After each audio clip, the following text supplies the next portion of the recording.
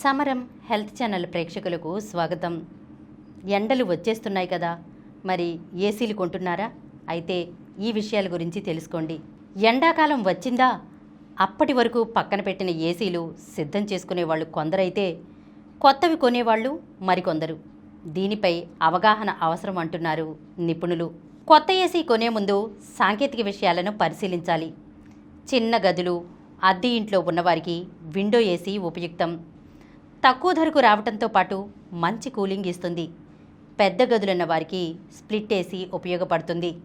AC పనితీరు ప్రధానంగా కంప్రెషర్పై ఆధారపడి ఉంటుంది.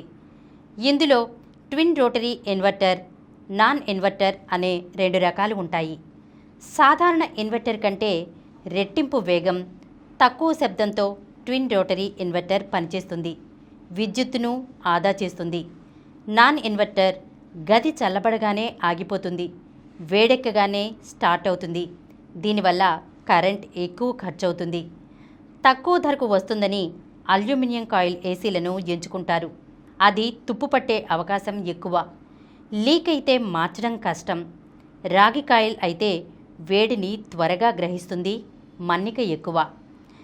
లీకేజ్ సమస్యలు తక్కువ.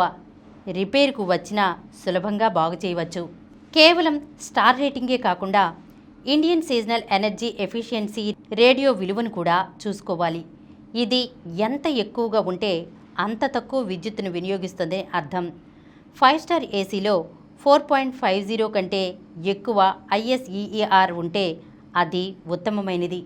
ప్రస్తుతం చాలా ఏసీలు స్టెబిలైజర్ లేకుండానే పనిచేస్తున్నాయి.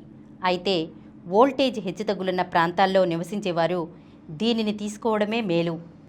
PM 2.5 ఫిల్టర్ గాలిలోని అతి సూక్ష్మమైన ధూళి కణాలను వడపోసి స్వచ్ఛమైన గాలి అందిస్తుంది. అలర్జీలున్న వారికి ఇది ఉపయోగకరంగా ఉంటుంది. ఏసీల పనితీరు అమర్చే గదిపై ఆధారపడి ఉంటుంది. గదిపై నేరుగా ఎండపడుతుంటే 1.5 టన్ ఏసీని తీసుకోవాలి. గది కిటికీలు ఎక్కువగా ఉండి ఎండ నేరుగా లోపలికి వస్తుంటే కూలింగ్ సామర్థ్యం తగ్గుతుంది. గదిలో ఎక్కువ మంది ఉన్నా, టీవీ, ఫ్రిడ్జ్ వంటి వేడిని విడుదల చేసే వస్తువులున్నా ఎక్కువ కెపాసిటీ అవసరం. పాత ఏసీలను ఎండాకాలం ఆరంభంలోనే ఆన్ చేసే ముందు టెక్నీషియన్కి చూపించడం ఉత్తమం. వీలైతే సీజన్ ప్రారంభంలో ఒకసారి జెట్ పంపుతో శుభ్రం చేయించుకుంటే లోపలున్న మొండి దుమ్మును సైతం వదిలిస్తుంది. ఎక్కువ రోజులు వాడకపోవడంతో ఏసీ లోపల ఉండే ఫిల్టర్లు దుమ్ము పట్టి ఉంటాయి. వీటిని శుభ్రం చేయకుండా ఆన్ చేస్తే గాలి రాకపోగా కంప్రెషర్పై భారం పడుతుంది. ఏసీ ఇండోర్ యూనిట్ ముందు ప్యానెల్లోని ఫిల్టర్లను బయటకు తీసి నీటితో కడిగి ఆరిన తర్వాత మళ్ళీ అమర్చాలి. అవుట్డోర్ యూనిట్కైతే రెక్కల మధ్య ఉన్న చెత్తా చెదారాన్ని తొలగించాలి. తుప్పు పట్టడం, వైర్లు కట్టవడం వంటివి చూసుకోవాలి. ప్లగ్ పాయింట్స్ సరిచూసుకోవాలి. ఏసీ ఆన్ చేయగానే ఏదైనా కాలిన వాసన వస్తే వెంటనే ఆపేసి క్షుణ్ణంగా పరిశీలించాలి. క్లిష్టమైన సమస్యలు ఎదురైనప్పుడు తప్పనిసరిగా టెక్నీషియన్ను పిలిపించాలి. ఏసీ ఆన్ చేసిన 15 నిమిషాల తర్వాత కూడా చల్లటి గాలి రాకపోతే గ్యాస్ తక్కువగా ఉందని అర్థం.